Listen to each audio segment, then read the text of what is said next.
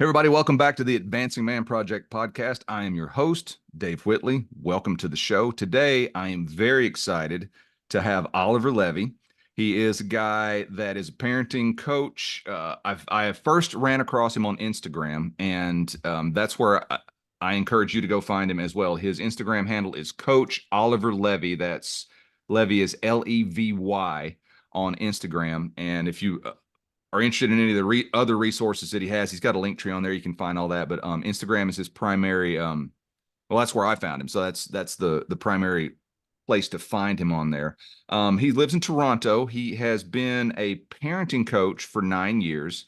He's been married 16 years. He has 3 children, ranging in age from the youngest at 13 to the oldest at 31.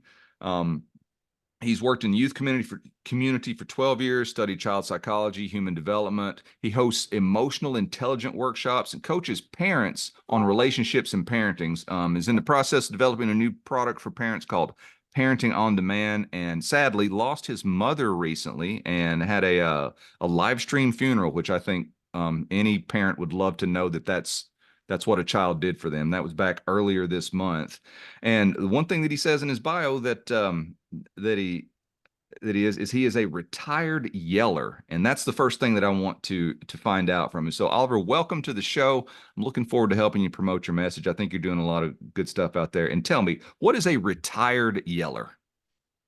Ooh, first of all, thank you so much for having me on. It's been a pleasure. Anytime I get to talk about parenting, relationships, and stuff like that, I'm like a kid in a candy store. So thank you so much for providing this platform for your audience and everyone else in the community. Retired yeller. It's simple states what it says, right? Not too long ago, I was a yeller. I used to lose it on my kids probably 15 to 20 times a day. And to a point where it reached to a point where my wife, gave me an ultimatum Mm, because, you know, born and raised on a farm in a place called Jamaica in a rural area. And my parents, nothing against my parents, but especially my mom, because I didn't know my dad until I was 14, 15. But um, my mom thought, yelling and shouting and hitting was the way to go. And I thought that was the way to go because, they said you're a product of your environment. And when my first son, you talk about my son is 31, when he was about 7 years old, I lost it on him and physically abusive, emotional abusive, and all these things that how I was raised. And obviously, I lost that relationship very quickly because the mother thought that's not was the way to go. And at the time, I thought, okay, you're losing out. I'm going somewhere else. And fast forward to my wife. Now we've been married over 16 years, and same thing was happening to me, Dave. The exact same thing. And I start doing a lot of self-reflection. And because before I had kids, I always think about, you know what, when I have kids, what my kids gonna be like. I want to be the best dad. That's what I want it to be. And I start self-reflect at the time. I'm like, this is not the best version of the best dad that I mm. thought. So the common denominator is me. So I need to figure this thing out. And that's when, long story short, that's when I just came on this journey. I didn't know I was going to be a parenting coach, but one of my mentor, Bert Oliver, shout out to Bert Oliver, talked about the reason why I'm doing this, the reason why I'm so passionate about this. This is also my therapy. And I want to help parents to know that, yes, they can raise a beautiful, resilient, creative, confident kid without even losing your cool. So after my self-reflection, and I read, tons of books, and back then it was CDs and DVDs and cassette tapes and personal development. Um, I start realizing that, man, there has to be a better way to raise my children other than lose my cool. So obviously I learned a few strategies that went from losing my cool was raising and causing chaos 15 to 20 times a day, like I said before, to 15 to 20 times a week, then 15 to 20 times a month, and so on and so on. And it's over, whatever I were to tell you, it's over 6 plus years, almost 7 years now. I haven't lost my cool or raised my voice at my kids. My two youngest is 15 and 12, fairly young. That's amazing. And I think that that you bring up an important point that, as we were talking about before I hit record, becoming a dad is the big personal development journey that we did not realize we were signing up for if we're paying attention, right? Correct. And when we decide, okay, this is the way that I am, or this is the way that I was brought up, but it's not how I want to be and it's not who I want to be, we don't just snap our fingers and instantly make change.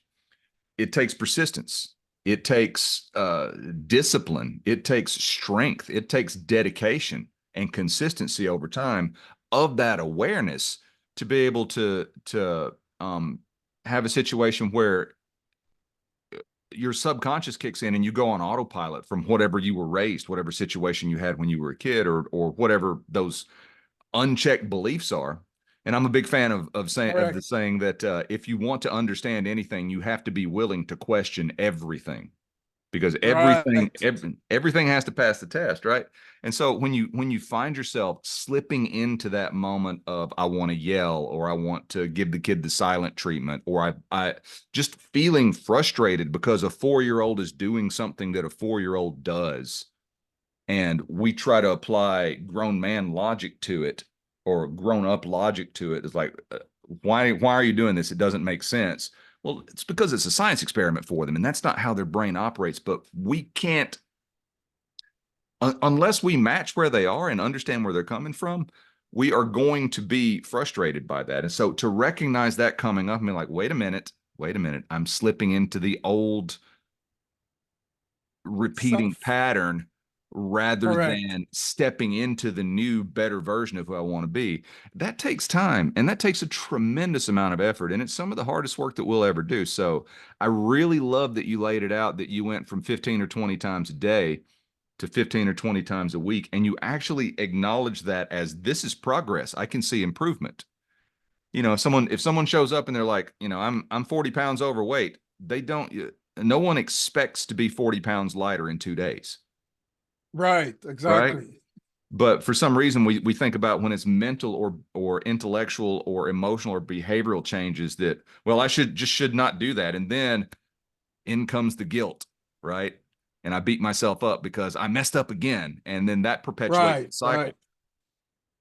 I love the fact that you talked about consistency and understanding, because at one point, because my wife, my current wife, she's used to me yelling and losing my cool, and obviously the kids will kind of get in line, but that's temporary, right? And the other point, when I start talking about losing my cool maybe 50 to 25 times every 6 months now, my wife looked at me and challenged me and said, are you the parent or you're the child? Like, you're getting soft, Hmm. right? And internally, I was laughing, because now I realized that, you know what? Because I did a lot of self-development and I understand, and I'm also getting the best out of the children when I don't yell, and she's not getting the best when she yells, she start doing the comparison. And then I start in my mind, I'm start saying to myself, okay, I got you. And I said to her, I got you. Just hang out. Be patient. You're gonna see the old me is not gonna come back, right? And I get that, because I understand that, like, most of us are raised in the idea that, especially in our culture, that you must be aggressive to get this from your child, right? Mm-hmm. And I challenged that status quo. And because I was getting the best out of my children and I'm not yelling, and she was questioning that, and I was kind of laughing inside. So I just want to shed a little bit more insight in terms of, you must be true and consistent, because then even your loved ones will challenge you, and that's okay. That's okay. You just have to stay true to yourself and stay consistent.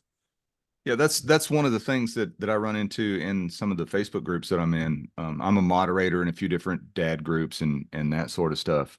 And when I make posts or when I have conversations with guys in there about um actual discipline in the true sense, not punishment, because those terms get used interchangeably and they don't mean the same thing. Punishment is to inflict pain and suffering to get back at someone, and discipline is to guide and instruct someone. They are not Thank you. the same Thank thing.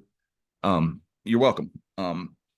But when I go in there and I talk about, understanding brain development, understanding behavioral development, understanding emotional development and emotional regulation, and that a 3-year-old is not having some sort of battle of wits with you where he's trying to grind you down with his crying and rolling around on the floor and being upset because you put the you know you put the goldfish crackers in the blue bowl instead of the yellow bowl, and that's not what he wanted, and it's the end of the world, you know. Right. Um, I get pushback, and I'm like, what do you say we should do? And I'm like, well, you've got to understand these things, and the big thing that I get is, well, I tried gentle parenting or I tried conscious parenting and it didn't work, and I'm like, well, how long did you do it? Like, once or twice, and I'm like, well, of course it didn't work. You're not going to eat one salad and go to the gym for 15 minutes and lose 40 pounds. Of course it didn't work. You didn't do it. Correct. That's the thing. You Yeah. didn't Yeah. actually do it. And it's if there's anything that I can get across, it's that this is not some sort of a parental hack in order to get your kids Correct. to obey. It's a tool and a lifestyle and a way of approaching a relationship with a child in order to help them grow and develop and be the maximum that they can be. I at least once a week, I will tell someone I have zero interest in having a well-behaved child. I have every interest in him becoming a well-adjusted adult. Correct. A well-behaved child, that's not, you don't want that because then you're raising a robot. Exactly. Yeah. Exactly. Yeah. And I'm glad you I, talk about relationship yeah. because a lot of parents, and I know you might get into this sooner or later, but a lot of parents think that parenting is ordering, directing, and correcting and all sorts of stuff. And I'm so glad that you cleared up the differences between punishment and discipline. But parenting falls under two categories: relationship building and personal development. That's it. It has nothing to do. And another, I heard a few parenting experts, and I really bought into this idea that your child should be irrelevant to you. Ooh. Once you start getting that, oh yeah, that was profound. I'm like, ooh, talk to me a little bit more. And Yeah. I totally get what she was talking about. And coupled with another expert that talked about we should parent ourselves first. So that speaks to personal development. And the other part speaks to relationship. So yes, your child is, the offspring of you, but it's not your child. Once you take away that ownership, because the reason why we're ordering, directing, and correcting and just kind of, owning these childs like they're robot or whatever the case is, once we do that, that mindset set in just controlling, and we're always going to act in a controlling way. And then when a child is being controlled all the time, what to do, when to do it, when to do chores, when to do homework, when to go here, when to go there, they have enough. Of course, they're going to be, resent you. Of course, that you're going to have power struggles. So once I start getting to, and this is the message I want, the audience to really kind of think about is that, and I know it's tough, obviously, but your child should be irrelevant because then it's just relationship and personal development you're working on. And with your child, it's just relationship. It has nothing to do with ordering and telling and directing and controlling that child. Hmm. So I just want to kind of really emphasize that a little bit when it comes, you talk a little bit about relationships. Definitely. Um, you have a resource for people at, is it mindfulparentingtoolkit.com? There's a little series of videos and stuff that you have there. The 12 laws of mindful parenting. I've gone through Yes. Yeah, I've gone through and checked all that stuff out, and I think it's great. Uh, because there's so many parents who they have a child and they don't sit down and think about, okay, how am I gonna approach this? How am I gonna raise this child? And well, I'm just gonna do what my parents did. And like the conversation I had with someone once, it was like, well, what are your fundamental principles of being a dad? Right? Like Mm. what is your code of ethics that you were using in being a parent? And well, I just and there's no real answer there, right? And I'm like, let me ask you this: is your child the most important thing in the world? And almost without exception, people will say yes. And I'm like, well, let's think about it like this: if I told you, hey, I bought an airplane, come, you and me, get on the airplane, we're going to fly to Toronto, and we're going to go visit Coach Oliver. And they're like, okay, great. When did you get your pilot's license? I don't have a pilot's license. My dad was a pilot. My brother has flown on planes before. My mom's been on planes. I've never actually even read a book on how to fly a plane, but I've been around it enough. I've watched movies about it, where there are airplanes in movies. Hell, I live near the airport. So we'll be fine. Would you get on the plane with me and let me try to fly you? Of course not. Hell no. And yet, here we are talking about this newborn human who has nothing programmed into them yet. And we're responsible for giving them the tools to live a happy, healthy, productive, prosperous life. Ooh, ooh, I'm getting And we're goosebumps.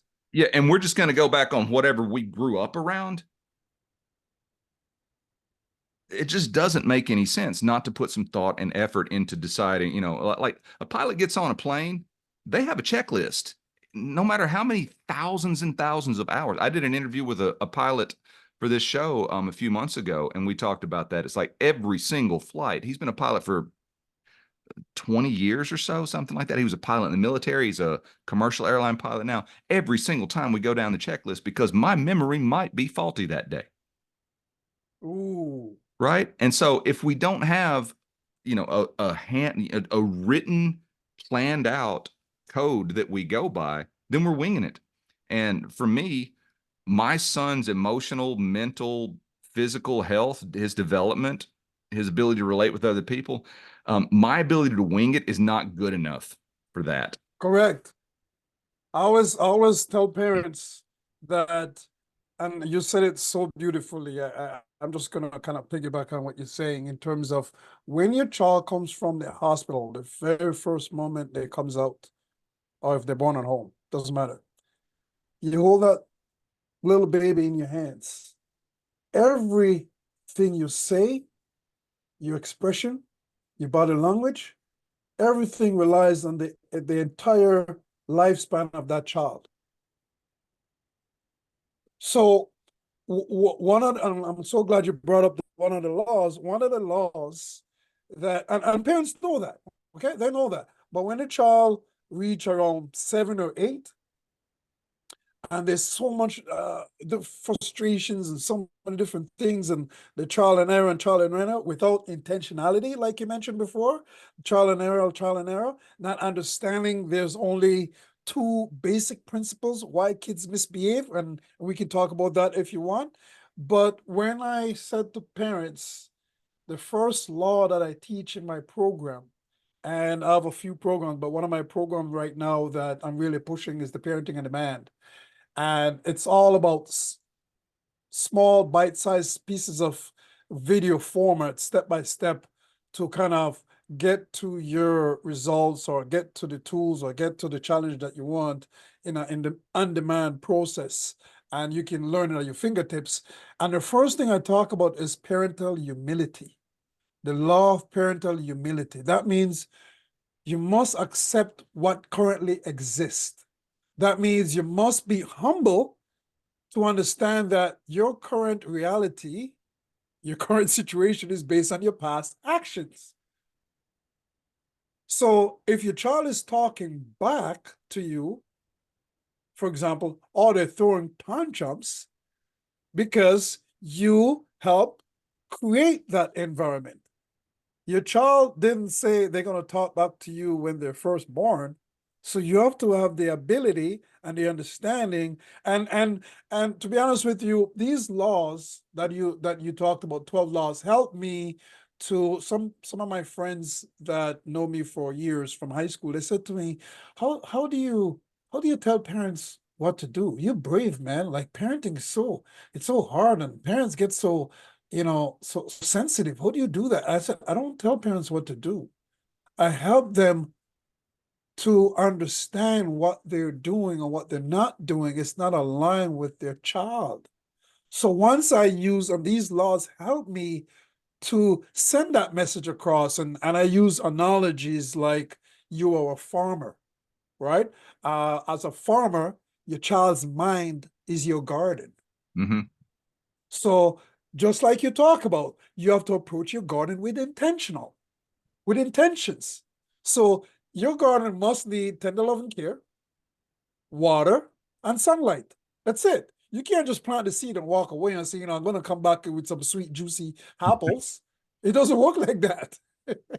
So you have to be able to have intentions every morning. Do you need to water it every day? You need to understand that.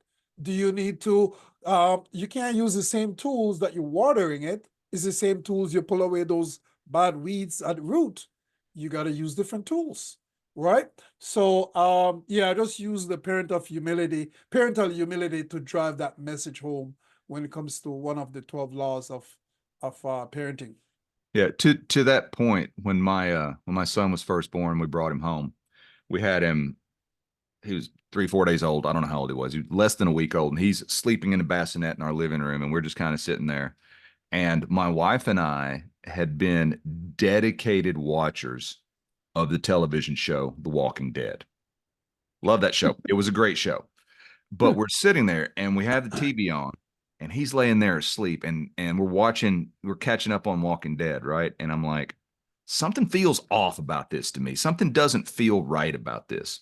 And I know I've mentioned him a lot, and I'm grateful that he is a friend and someone that I can just reach out to anytime I want to. But Dr. Joe Vitale, who I've learned so much about how the mind works, about how the subconscious works, subconscious programming, about beliefs and intentions and counter intentions, and that Ooh. being, Mhm. like I can have the intention to go do this, and then I will self sabotage because I have a subconscious counter intention that doesn't line up with that sort of stuff, right? And so I'm like, something feels off about this, and I don't know why, but I feel like Joe knows. So I sent Joe a text and said, "Hey, we're home. We're watching TV. Kid's asleep. He's however many days old." And I said, and I presented it in a much more general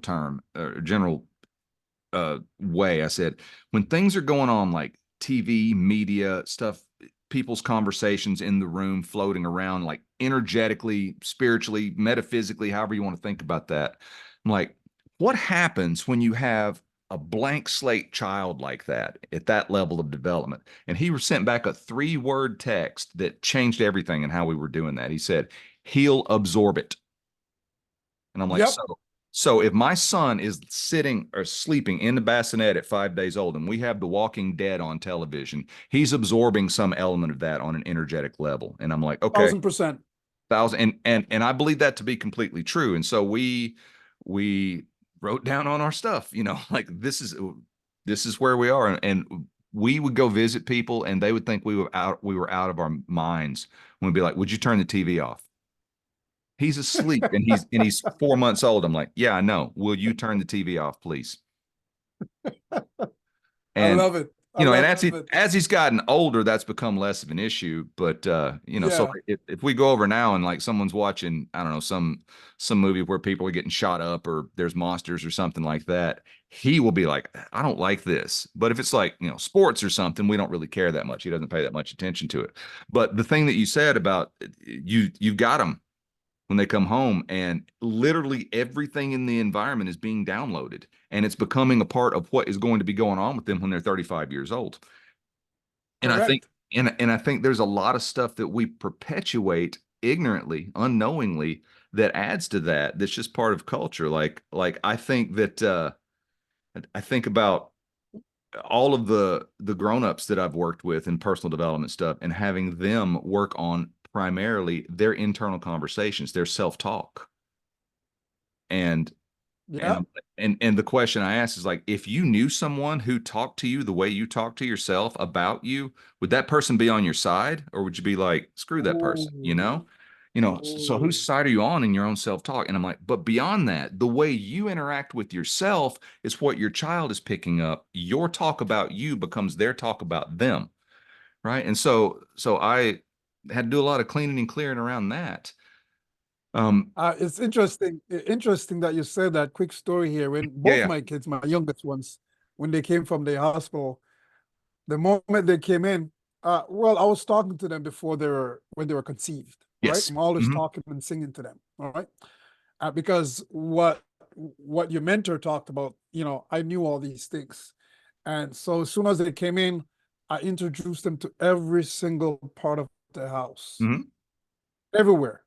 This is the garage where where you'll be parking your car when you learn to drive. This is where you're gonna be cooking with dad. This is the kitchen. This is the toothpaste. Like, and my wife thought I was gonna Right. what are you saying that they don't understand? Yes, they do. And here's a quick story. There's 13 steps from the middle floor to the upstairs. And I would always count 13 up when they're in my arms, and I'll count down. I'm always counting. When I'm changing him, I'm counting his fingers, I'm counting his toes. I'm like, you have 5 fingers on the left hand, or you have 5 fingers on the right hand, and 5 toes, and 10 and 20, and I'm taking numbers, and I'm always constantly talking. And my son is 16 now, or almost 16. When he's about 12, I said to him, there's a conversation, and I said, watch this. I was talking to somebody, and I said, I called my son over. I'm like, how many steps do you think is in a house? He goes, I don't know, like 13. I'm like, okay, go count. And he went to go, he goes, oh my gosh, I am so good. Whoa, did I guess that right? I'm like, you know that all these years since you were born, since probably you was 78 years old, I count the steps with you. So it's engraved Hmm. in your mind.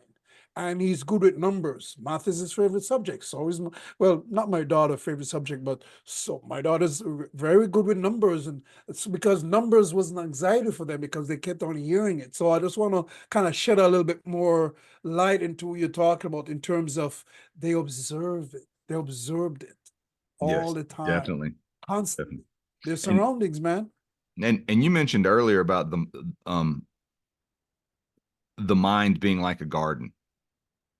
And in Think and Grow Rich, Napoleon Hill talks about the subconscious mind in at great depth, and he's talking about using your own conscious mind in your intellectual faculty of your will to direct your attention toward things that are useful and positive, and away from things that are negative. And when you were saying the thing about the garden earlier, I jotted this down in my notes. I'm paraphrasing this, of course, but he talks about the mind being like a garden, and if you don't tend, if you tend the garden, you can grow whatever you want to grow. If you just let it go, then you're going to grow weeds, and the weeds are going to choke out the stuff that you planted. And Ooh, but the point being, something is going to grow in that ground. grow. And either you can leave it, Correct. you can either plant it and tend it and harvest it, or you can ignore it, but something is going to grow there. So I appreciate you bringing up that garden thing. And so you said that there are two reasons why kids misbehave. First of all, I want to define misbehavior in your terms. Ooh, thank you. And secondly, I want to know what those two reasons are and how we can understand that and use those reasons to our advantage in helping guide the kid toward where is the best place for them to go. Sure. So first of all, misbehave, I use it because, if I say other things, most parents not gonna understand. Hmm. But let me break it down here. Misbehave, quote unquote, is just communication, miscommunication. That's it. So when a child is not aligned with your values as the primary caregiver, and they're outside of those because you want them to grow a certain way, when they are outside of that, and which is normal, They need to push those buttons. They need to push those fence. They need to push those boundaries. So for them to really not to grow as a robot. But when they misbehave, they're communicating to you two things, two psychological needs. That's it. Because when it comes to all the things that a child or human beings need to fully develop and grow and thrive, after food and water and safety is met, because that related to Maslow's hierarchy of needs. Right. So if you follow Maslow's hierarchy of needs, the 5 levels, the first 2 levels is the basic needs, physiological needs. After that, this is where parenting, mentoring, relationship comes in. And the most important thing when it comes to graduating from one level to the next, a person, like I'm not talking about a child anymore. This is just human beings. A person, they yearn for the next level. So if you have food and water, now if you have all the food and water in the world and you're not hungry anymore, now the next level for you is the safety. You yearn for that level. Now, if you have both, which most of our kids, they have food and water and safety. They have a shelter, they have a home. The most important thing for that child, which falls under 2 categories, is psychological needs, which is power and attention. That's it. Power and attention. So let's break down attention first. Most parents know that the child wants attention. Power is a little bit struggle, but let's wait for a second. So attention means that how they fit in the family. They want to feel like they're emotionally connected. This is the reason why relationship is so important. Because if you have a great relationship with your child, game's over. 60 to 70% of your behavior issues is gone. Done. You don't have to worry about all that. There's a correlation there. Now, when it comes to power, they want to feel like they're capable. They're contributing meaningful ways. And they have personal power. So let's break that down for a second. So attention, most parents get the attention part. And if a child doesn't, you're talking about the subconsciousness, right? Listen how the subconsciousness works. The subconsciousness doesn't really care if there's positive or negative goes in there. It just do. So the conscious mind is the thinking mind. The subconscious mind is doing. So a child crave attention. So if a child does something and you yell, they're like, yes, I get a dose of attention. I'm going to do it again tomorrow. And then after 5 times, you're saying that the child is not listening to me.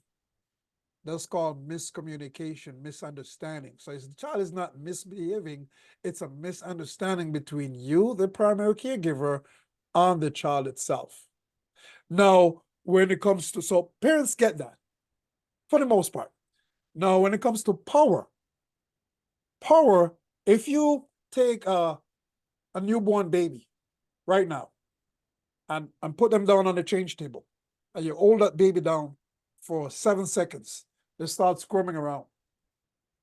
Oh yeah, they need personal power. I'm not saying giving your child a key to the house to do whatever they want. That's not the power. Power means choices. They need to have a choice. So, for example, parents who love say, you know what, my child doesn't want to brush his teeth. He doesn't want to take a shower. Well, you have to kind of look back on all the things that you're ordering, directing, and correcting the child about. So guess what? This is their time to say, hey, they're going to fold their hands. They're going to say, I'm taking my power right now. I'm not going to listen to you. I know brushing my teeth is important to you, but watch me. I'm going to dig in my heels and I'm not going to brush my teeth because I know from the moment I reach 3.5, I know that I have free will. Oh yeah. The moment I reach 3.5 years old, I know I have free will. So I ain't listening to you. You're going to hit me. You're going to curse. You're going to shout. Because the subconsciousness, it speaks to the subconsciousness. Mm-hmm. As opposed to, so Dave, do you want to use the blue toothbrush or you want to use the red toothbrush? Ooh. all of a sudden, boom, the child face light up. They're coming from this to like, oh, okay, you got me. This is what we do, and I'm not going to say it's foolproof and it works every time, because how's the old saying go? Like, no one has a longer, more urgent to-do list than a 5-year-old at bedtime, right? Correct. But but what Correct. we but what we do is, as we're getting ready for bed after dinner, we're getting ready for bed.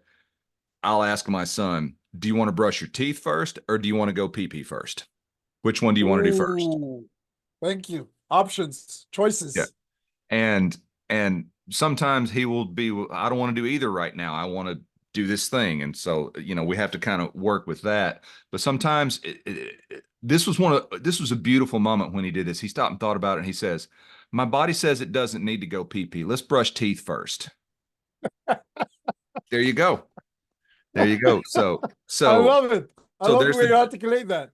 yeah, and so there's the empowering for him. There's the ability to, like, start to reason and make choices. And the big thing that gets overlooked, I think, a lot of times, is the listen to your body thing, right? Be aware of what your body's telling you.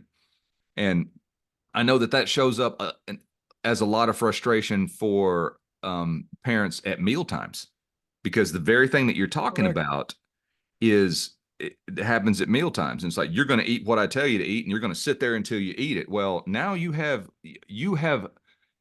put yourself into a battle of wills with a 4-year-old when you're doing that, right?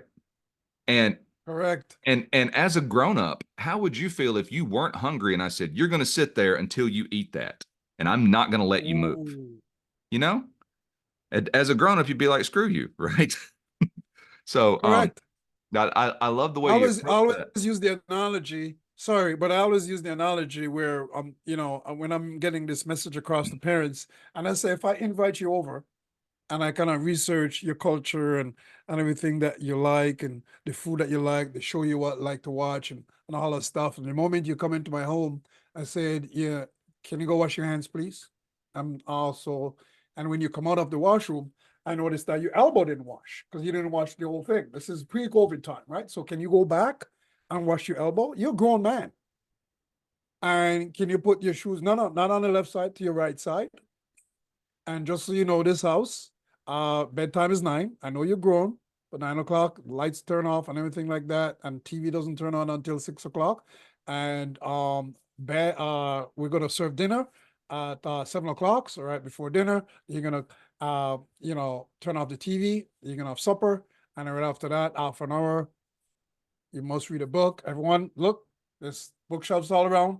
Everyone's gonna read a book, and I know I prepare your favorite meal, so you're good to go. And wake up 7:30 in the morning, bright and early, and this is a ritual. Now, I always ask parents, "Are you gonna come back to my house?" Probably not. No, but I cook your favorite meal. I know. You get to watch your favorite show. Sure, I appreciate that. But you're also, So, to your point, yeah, yeah, you're robbing someone of their autonomy when you do that, right? And how can we teach autonomy if we never let a child experience it for themselves? And ooh, that means we have to be willing to let them um exercise that autonomy in the face of what we want them to do. Otherwise, like you said, we're just creating robots, right? Um, and when you were talking about that, the two reasons, and breaking it down to the belongingness and significance, and that's one of the laws. It's the law of BS, right? I like that. yes, yes, yes, yes. You Yeah, remember that? belonging The and law of significance. BS. Yes, yes. But that the belonging and significance arise from the needs of attention and power. And when I was reading that and watching the video that you did on it, and also when you were talking about it a moment ago, um, it makes so much sense in regards to the child. And I'm like, yeah, that makes perfect sense. But I'm like thinking, what if we turn the focus away from the child and back on ourselves? And okay, I don't know why my kid is quote unquote misbehaving, because that's the hook that you use to get people to listen to it. The kid isn't actually misbehaving. The kid is doing age Correct. appropriate stuff that you don't like. Correct. Exactly. Right. Um, Right. so why is it that you don't like it? It's because this child, I'm theorizing right here. I'm literally thought of this while you were talking, and this is my take on it. I'm theorizing here. We get frustrated with our child when they are doing something that we would label as misbehavior, because they are seeking attention and power, and the only place they can take that attention and power is from us. And so we have to relinquish a certain amount of that, or we feel like it's being pulled from us. And so we have to parent ourselves, and we have to use our grown-up intellectual mind to go back and look at, okay, well, maybe when I was 4 or 5 years old, I was forced to do all the things like you described as a house guest, and now this child is doing this, and it feels threatening to little me that's inside here, that's actually running the show. Exactly. Exactly. You hit it right on the nail. And that's why I came up with the law of growth. When because we have to go back to right now, I'm living two different worlds. I have a 15-year-old who's turning 16 in a couple of months, and I have a 12-year-old daughter who's going on 19, right? Yeah. So I have to, when I'm dealing with the 12-year-old, I have to put myself in a 12-year-old going on 19 mindset. That is not easy. So with the law of growth talks about when your child grow, you should too. So when they are challenging you, they'll feel comfortable challenging you because they're bringing out the 12 version of you. Because you forget you were once there. Yes. And you forgot, based on what you were raised, right? When I was 12, ooh, I was getting it. Physically abused, all that stuff, yelling at and all that stuff. So I don't like it. So if you do that to me, I'm going to lose it. Mm-hmm. So we must, this is the reason why personal development, relationship building. When a child grow, we should too. As we evolve internally, right? Your external reality must change. So once the child is challenging you, you got to look back and say, you know what am I doing? I need to look within. That's why I talk about personal development and relationship building, because that's what it is. It has nothing to do with telling the child what to do. Definitely. Parenting. Definitely. And that's And just a quick note, you talked about retired yeller. I'm also a retired parent. Yes, I'm a mentor, because the word parent, it's interesting how I break this down to. I was waiting for my daughter at the school bus. I think she was about 6. She was in grade 1, and she's 12 now. And I said to her, I'm gonna challenge her and see what she thinks. And I was on Facebook Live, and I was brave enough and courageous enough to say, you know what? Hey, I'm just waiting for my daughter to come off the bus, and I'm gonna challenge her and break this news to her. When she came in the car, she said good evening and all that stuff. I'm like, ooh, I'm so glad she said good evening. She's so polite. So, and I said to her, guess what? I have some news for you. I'm gonna be retired as a parent. She goes, what? I'm like, why are you so shocked? And I said to her, what? And she goes, why? What does that mean? Like, she was freaking out. And I'm like, what do you think that means? You know what she said to me? Mm-mm. Um, she said, does that mean parent yell at their kids and you don't want to yell at them more? I'm like, ooh, what make you think parents yell at their kids?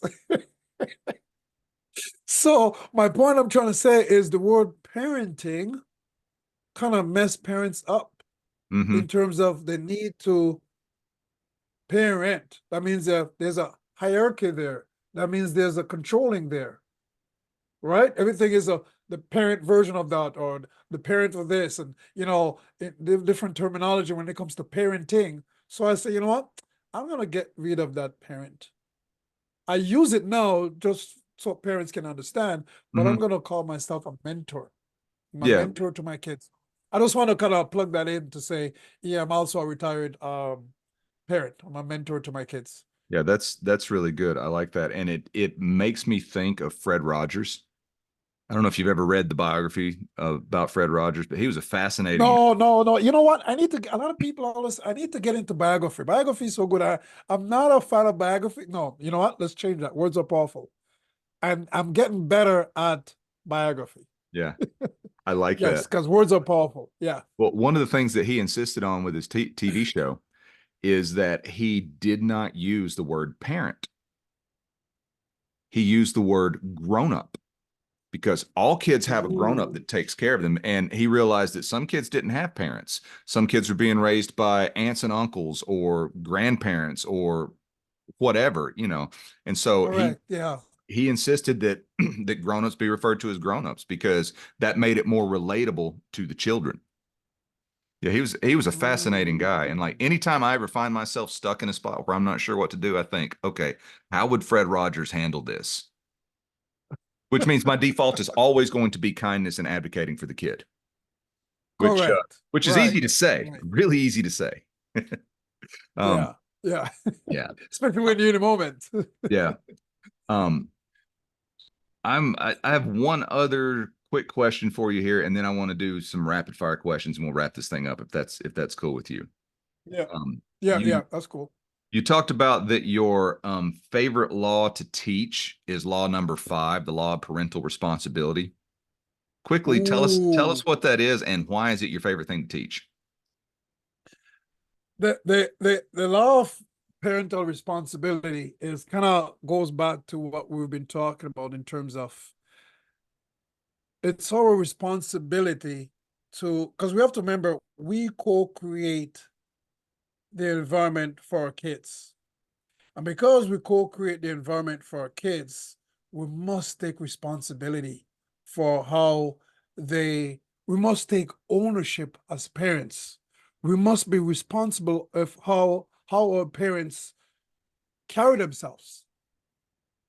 We have to take responsibility. We just talked about when they're newborn, everything that we do or say or we don't say is going to affect them for the rest of their life. They're empty, and you talked about this earlier in terms of they're empty. Um, when they're born, they're like a computer, an empty computer, right? So this way, we must take responsibility for everything that they do. We must take responsibility for all their misbehaviors. So, and that kind of goes with hand in hand with parental humility. Because some parents challenge me. They do in my small groups that I'm mentoring with my parenting on demand. And they say, well, I talk to my child all the time about their misbehavior and they're still doing it. So how am I supposed to be responsible? Well, have you done everything? Have you changed your approach? Have you give them positive attention and positive power? Because there's a way to do that. That's one of my secret sauce: positive attention, positive power. Because we talk about what makes them misbehave or that miscommunication is the lack of positive attention and positive power. When they get negative attention and negative power, you get misbehavior. When you give them positive attention and positive power, you get beautiful behaved kids. Not all well behaved because you're not raising robots, but you're going to create that environment that you always wanted to be. So parental responsibility talks about that. We are responsible for their misbehaviors or so-called misbehaviors. So we must take ownership. Love it. Absolutely love it. And that's available at the mindfulparentingtoolkit.com, right? The 12 laws. Correct. Yes. Yes. Yes. I highly encourage everybody that's listening to this that wants to be a better parent to go check out everything that Oliver has here. You can find him on Instagram at Coach Oliver Levy, and that's Levy. And there's a link tree on there that takes you to a bunch of different all of his different social media sites, Mindful Parenting Village. This is one that I haven't looked at yet because of the age of my son, but 28 questions for after school conversations. I'm looking forward to the time that I'm able Oh, that's fun. to look into that. I haven't done it yet because my son's in preschool, and I just haven't looked at it to see if it's even something that would be useful for me yet. But I love everything that you've got Yeah, going on here, and I would like to, if you don't mind, jump into the rapid fire questions here, and then we'll wrap this thing up if that's cool with you. sure, All right, sure. rapid fire question time. What is one useless talent that you have? Coaching.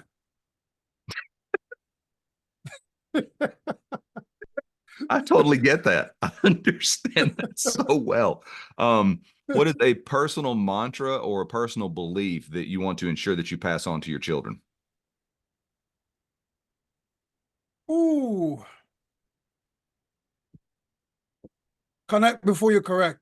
I love that one. I love that one. Actually, I think that hashtag is what first landed you in my feed because I hashtag that on something, and then the next thing you know, you're popping up in my feed. So that's good stuff. Oh, nice. Love it. Yeah. Love it. Yes. Because that's very deep. Yeah. What's the most valuable piece of advice you've ever received? If you're not participating, you're not participating in life. Mm, good. Good. That really hit me. Yeah, if you're not participating, you're not participating in life. Live your fullest. Excellent. What about the worst piece of advice you've ever gotten? Go to school and get good grades, and you get good jobs. Yeah. Yeah, we could do a whole weekend on why that's a scam for sure. I can do a whole year about that show. Yes, yes, indeed. And then finally, what is a cherished family tradition that you want to make sure that you pass on to your kids? Either something you inherited or something that you've created within your own family unit that when we look, 10 generations down the line and no one even remembers our names, the family's still carrying on this tradition. Family meetings. Family meetings. I like that. Family meetings, and our family meetings is not your regular family meetings. It's not when we want to talk about what went wrong, what went well. Our family meetings is, I call it FMQT, Family Mindful Quality Time. So that's when we come together, bonding, we play games. We just kind of like the list of the stuff that we've done. If we don't have a family meeting every week, our kids lose it. They Mm, look forward to our family meeting, and the reason why that's so powerful, and that's the second most powerful tool that I teach, is that it's because you know very well that family that eats together stays together, but family is not eating together anymore because everyone have their own lives. right. Family that are meetings together create harmony I for the love rest of their lives. it. I Yes, absolutely love so it. family meetings is one of the things that I want to pass down to my kids. Fantastic. Well, Oliver, I truly, truly am grateful that you chose to come be on the show and have this conversation with me. I've gotten a lot out of it myself. I'm sure that the people that are listening are going to get a lot out of it. Um, Again, it is mindfulparentingtoolkit.com is the website, and Coach Oliver Levy on Instagram is the best place to find Oliver and learn more about everything that he has to offer. Thank you so much for being on the show. This is Dave Whitley, Advancing Man Project Podcast. We'll see you next time.